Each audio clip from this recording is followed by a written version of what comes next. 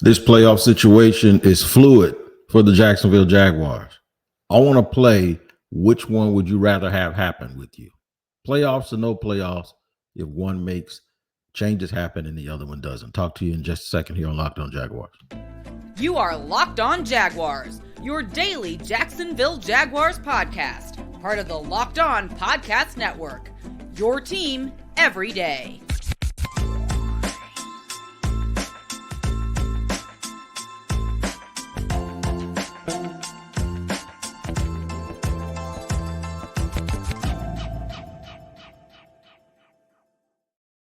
Thank you once again for joining me, Tony Wiggins, the host of the Locked On Jaguars podcast, where it's your team every day. And we always thank you for making us your first listen. A quick reminder, we are free to subscribe to on our YouTube page that is Locked On Jaguars. Make sure when you get there, you subscribe, hit the like button, and also hit the bell button to make sure that you receive any and every notification each and every time we drop an episode.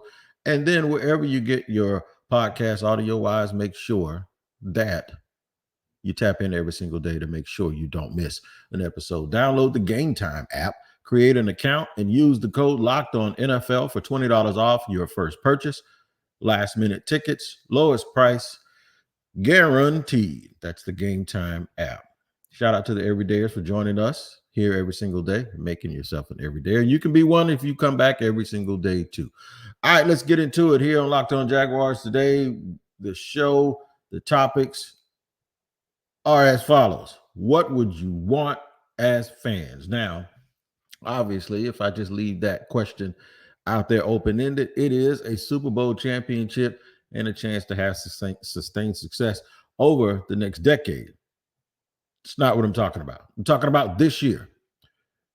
Would you rather back into the playoffs with absolutely no chance at winning?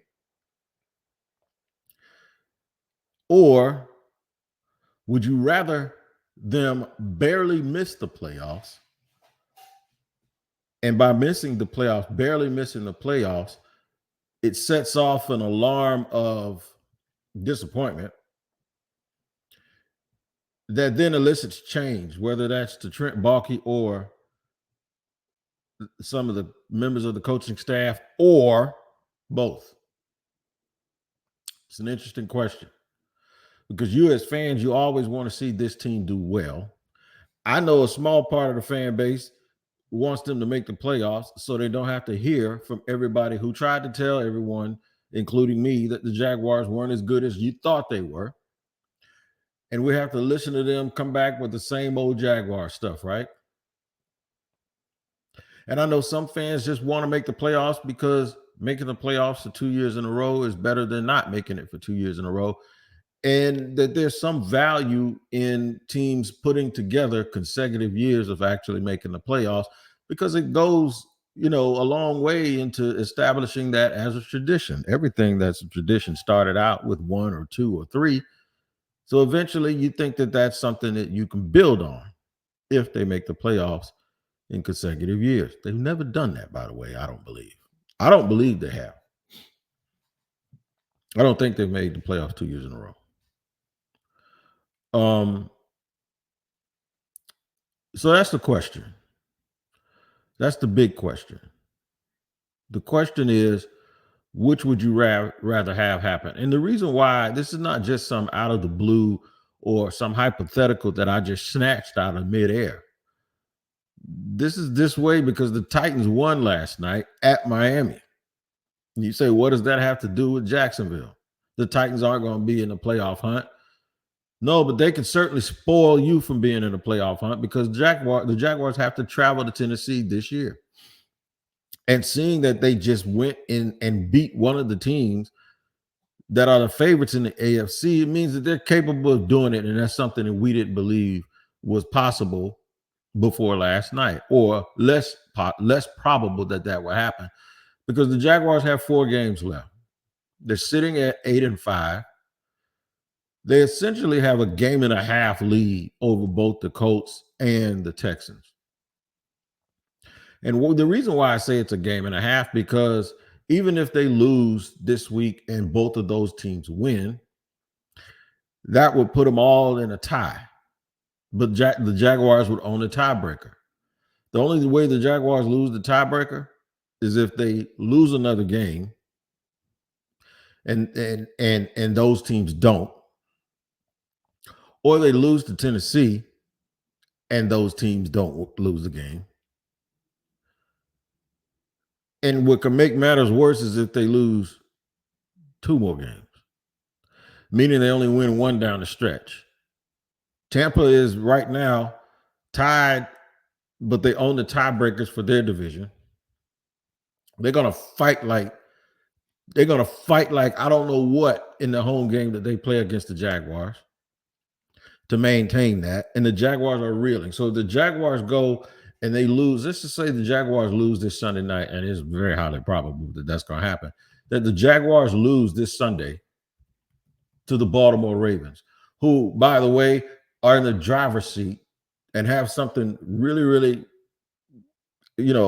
important to play for, because now the AFC Championship and a trip to the Super Bowl actually runs through Baltimore. Inclement weather, nasty, cold, just everything that fits that team. They have everything to play for now. Everything. And the Jaguars aren't playing well. And in the areas where they don't play well, the Ravens are very good. So it's the Ravens now. Okay. A week later, a 4:00 game. And doesn't that just feel like a loss, a 4:00 game in Tampa after playing a Sunday night game against the Ravens? And Tampa likes to kind of run the football, and they got these receivers that can high point the ball, and they can still rush the passer. As ugly as their games are, they're still hanging in there. And this is a game that I know my man Demetrius thought this was a trap game a long time ago, even when the Jaguars are playing well. I thought the Cleveland game was a trap game. But now you got 2 consecutive games against 2 teams that have something to play for. What if you lose them both and you end up 8-7? Then you host the Carolina Panthers, a game that, for all intents and purposes, I think everyone should consider the Jaguars our favorite. And that's on New Year's Eve. Guess what it comes down to? It might come down to a trip to Tennessee against the Titans. If you remember, last year's game came down to a trip the Titans took here with Josh Dobbs as their quarterback, and they almost won. And the Jaguars knocked them off and made the playoffs. I think it's going to come down to the wire. It's going to be that close. And I'm not saying which one of those teams is going to catch them. I'm not saying it's going to be Houston. I'm not saying it's going to be, because that's the other part of this equation. One of those teams has to not screw up, and it looks like CJ Stroud, it got banged up the other day. I don't know if he's going to be back. Maybe he will, maybe he won't. But then Gardner Minshew is the quarterback of the Colts. What do you want to happen? You want to go to Tennessee and everything be on the line, going to Tennessee, or cold Tennessee in January with a team that looks like they can rush the passer, which you saw last night, figure out how to get the ball down the field with a quarterback that he just doesn't care, man. Josh Levis, it's something to watch with him over two. We talk about CJ Stroud. I don't know it's just one game, but there's something about the way Will Levis plays, and he does have a very, very strong arm that makes me a little bit scared. I'm like, dang, what's going on here in this division, man?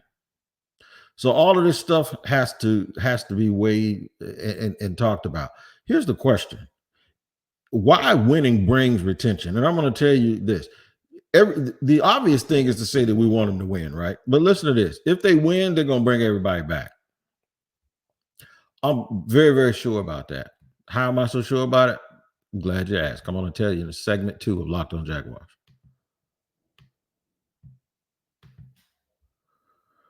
First, I want to tell you about the Gametime app, man. That's right, Gametime. Go and download the Gametime app right now, because if you're like me, you procrastinate when you're trying to get tickets, because you know you always can just find tickets. Well, guess what?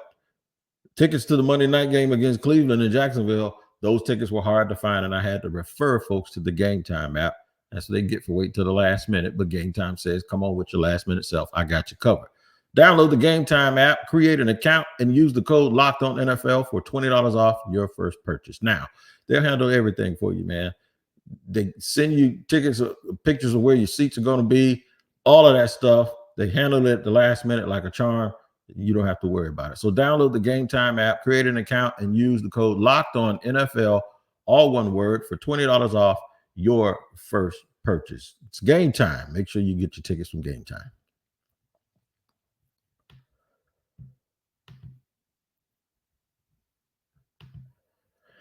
All right, segment 2, starting here on Locked On Jaguars. We're at your team every day. We thank you for always making us your first listen. I left off of segment 1 with a question: why winning brings retention, and what it means if the Jaguars back into the playoffs. Let's just assume that they go 2-2 down the stretch.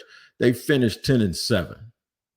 But because of some funky tiebreakers, or because nobody behind them act like they want to come up and take advantage of an opportunity, the Jaguars get into the playoffs, but none of y'all feel real good about it because they essentially would have gone 2-4 down the stretch to get to 10-7. And what if they're all unhealthy and banged up and still not playing well? They haven't played a clean game in forever, but they make the playoffs. Let me tell you what that means. That means everybody stays. Everybody stays because this season will not be put in a vacuum. They won't. This season will be for all of those people who want to keep their job. It's going to start being framed that this is the second year of a process, and we've made the playoffs 2 straight years after being the worst team in the league and having the number 1 pick in the draft for 2 or 3 years in a row. I'm telling you right now, that's what's going to happen. If they get into the play, and it's not factually incorrect. It isn't. It's not wrong. And there's something to be said about that, okay, they're 2 years into the program. If they go 10-7 and they were 9-8 last year, that means they're like 19-15 or something like that over 2 years. And if they get like Cleveland or well, if they win a division, they ain't gonna get they're not gonna get the lowest seed. So they're gonna get one of them division winners. They might get like Cleveland, but they might have to go back to Cleveland and have a duo of that game. They can win that game.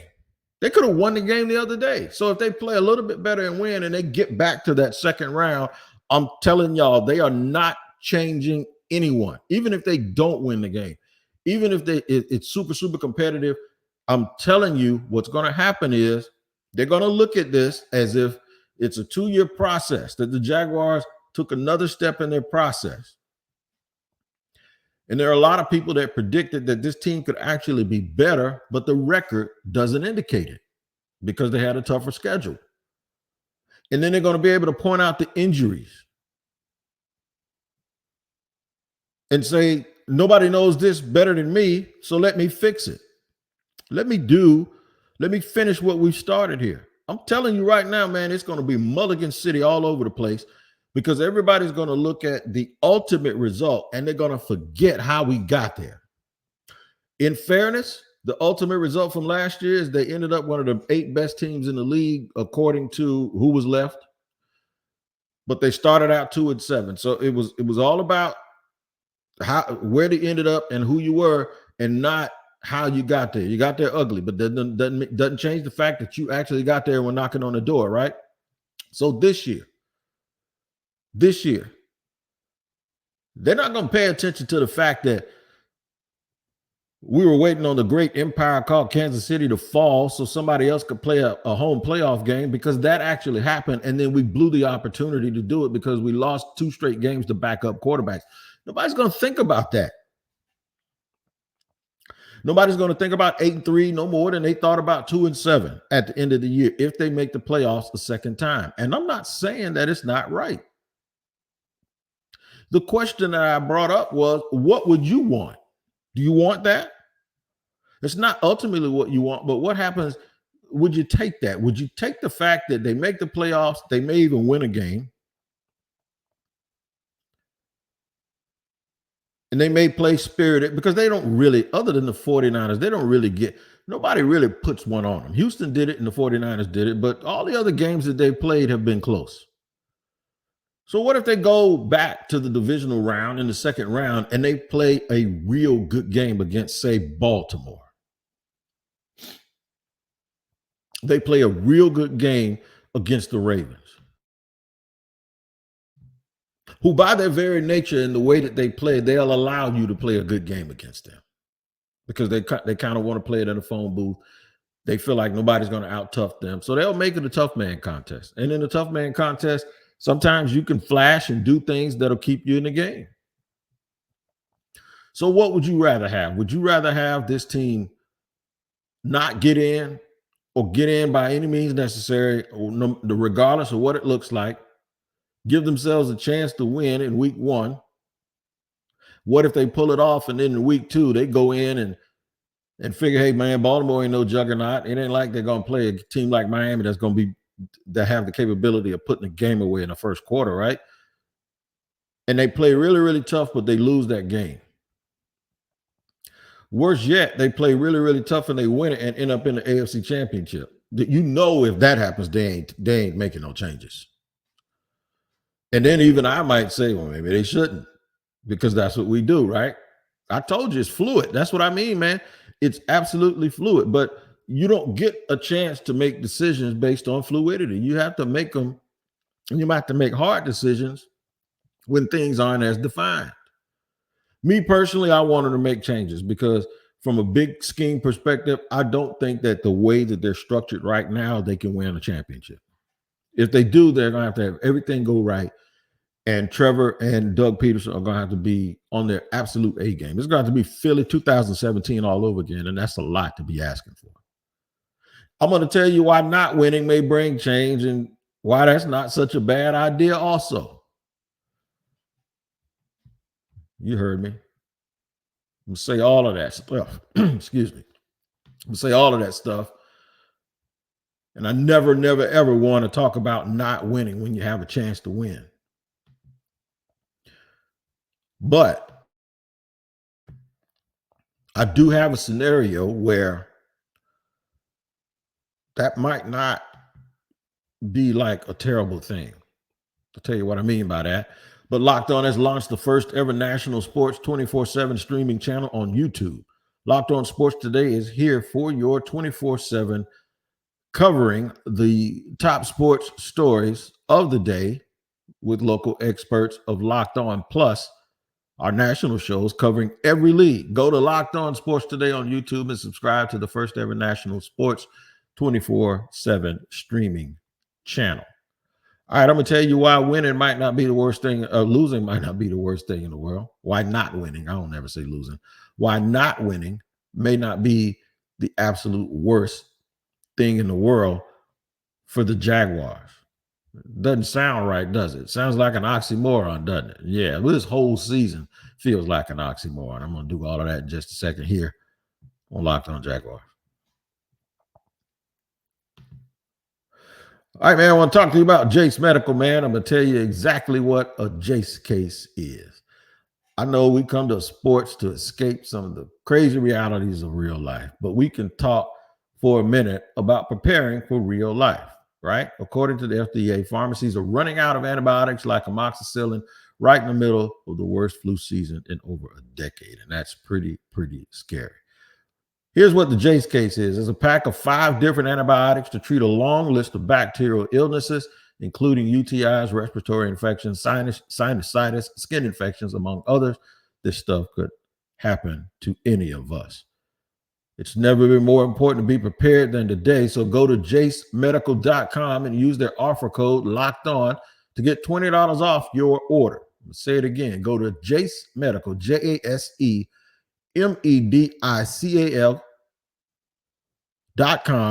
and use the offer code Locked On to get $20 off your first order.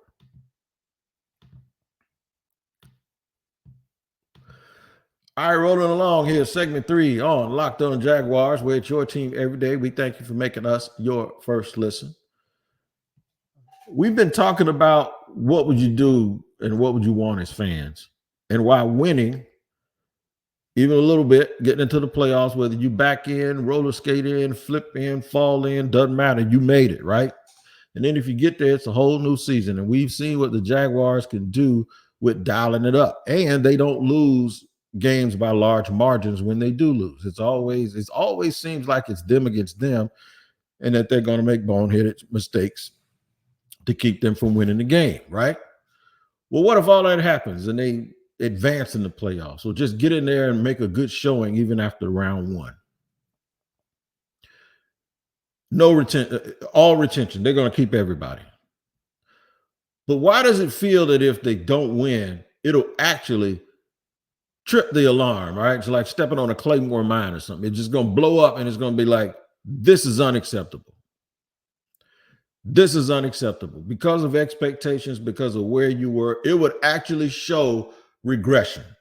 And now, instead of explaining or trying to explain why they didn't go further than they did last year and being able to point to those injuries will now look and sound like an excuse. Because here's my point. The thing that I've noticed lately is there's a lot of this, and there's a lot of demonstrative finger pointing and squinting and guys not being on the same page. And a lot of guys at this point, this late in the season, having to stand up and say that people have lacked miscommunication. Even the thought that someone brought up fan noise at a home game to describe why the defense had miscommunication problems.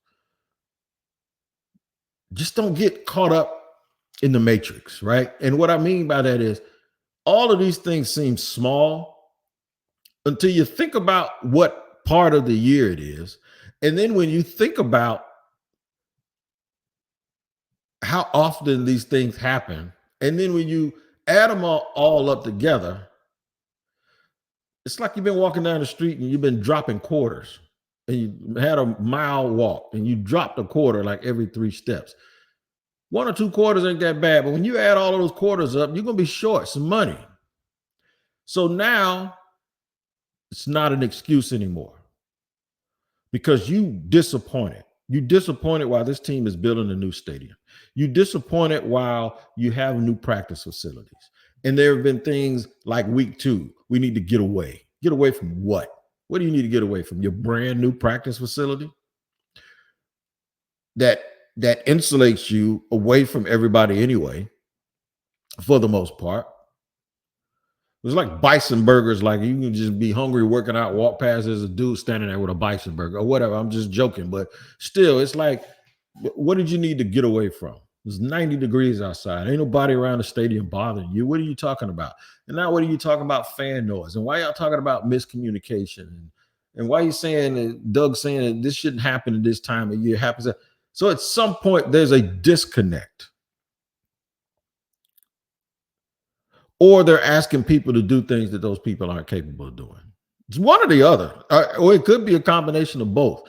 But I'm going to tell you something. Not making the playoffs at this point, if they do go, because I'm going to tell you, let me say this. There is a difference between starting out 2-7 and hitting 9-8 and having that carry over from an enthusiasm standpoint than starting out 8-3 and going 2-4 down a stretch and losing a lot of those games to teams that they either have a losing record or that are marginally at or above or right below 500, like mediocre, right?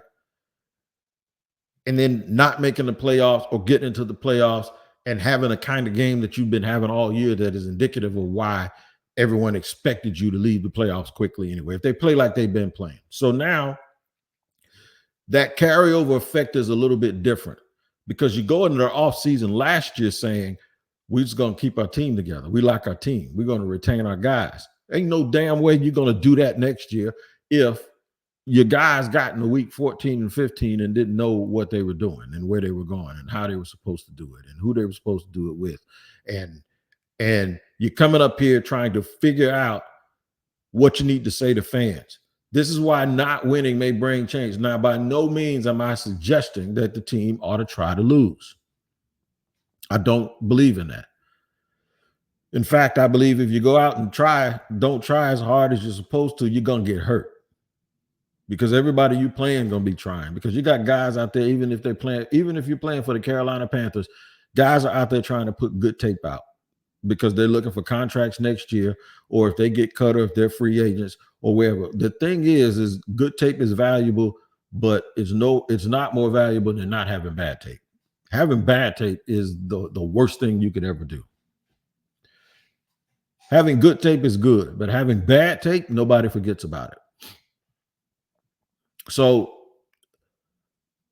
they're going to have to fight these next few games. These next 4 games, they're going to have to fight. They're going to have to find something that they haven't had all year. I'm not optimistic that they'll be able to do it, but I'm receptive that if they do it. For me, I'll answer the question. And it's hard. I would rather them make the playoffs 2 years in a row than to not make it this year.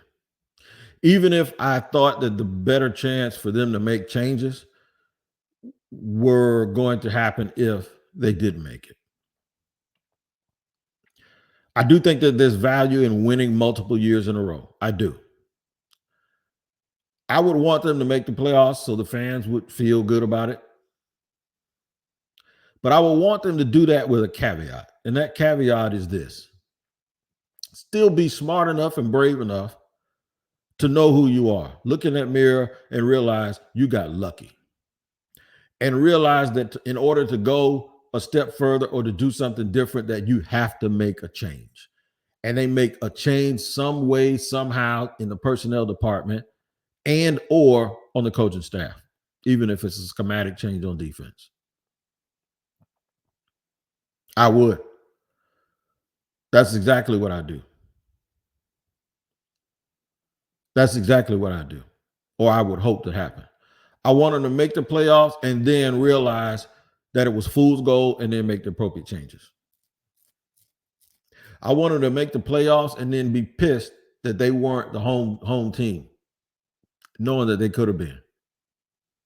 And that the only reason that they weren't had nothing to do with this guy being hurt or that guy being hurt or a bad call here or a bad call there, that it had everything to do with the fact that you fell short when you were still a year away, or a year where you couldn't extend Trevor Lawrence, right? You got him on a rookie deal. You should have been going foot to the floor trying to get as much talent in here and front load those contracts as you could at critical positions, knowing that you weren't going to be able to do it from anywhere between now or anywhere between like the offseason and the next couple of years. You weren't going to be able to go like you go draft and retain once you get your quarterback and you get other people on the roster. I thought they started that process a little bit too quickly. And the reason why you start that process too quickly is because you think too much of yourself and you believe in yourself, which is the requirement, but you also have to make hard decisions based on hard realities and not fall in love with your draft picks and not fall in love with yourself and not think that, okay, we're right there. Our guys are going to make it. No, the same thing you tell players when you say it's a business, it's not personal, is the same thing you got to tell yourself, that it's not personal. It's not about you. It's not about the guys you chose, that you owe it to this franchise to do whatever it is to put more talent on the field and go for it whenever you have an opportunity. And that's why the 49ers right now are the best team in the NFL. Because despite their blunders in the draft, guess what they've done? They've hit home runs in the draft, and then they've gone out when they had a chance, and they've gotten premium talent for little next to nothing. And guess what? They're probably going to be the favorites to win the Super Bowl.